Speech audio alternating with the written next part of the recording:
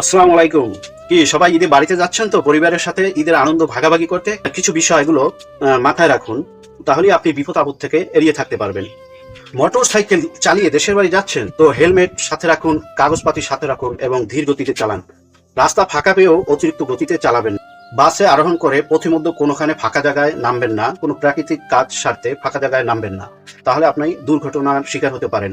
আপনি যখন আপনার বাড়ির কাছাকাছি আপনার স্থানে চলে আসবেন তখন অবশ্যই পথে নামবেন না, যেখানে বেশি দোকানপাট সেখানে নামবেন, সেখানে গাড়ি থামাবেন। অপরিচিত লোকের সাথে মাইক্রো বাসে যাতায়াত করবেন না।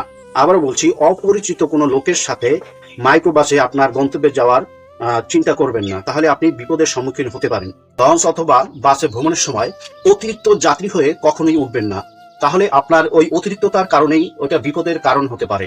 যাত্রাপথে অবশ্যই অপরিচিত লোকের দেওয়া কোনো কিছু খাবেন না। পথিমধ্য থেকে গাড়িতে উঠলে অবশ্যই গাড়ি ভাড়া আগে পরিশোধ করবেন না, ওটা নামার সময় পরিশোধ করবেন। আপনার ঈদ যাত্রা শুভ হোক সেই কামনা করি। আপনাদের সবাইকে অগ্রিম ঈদ মোবারক। সবাই ভালো থাকবেন। আসসালামু আলাইকুম।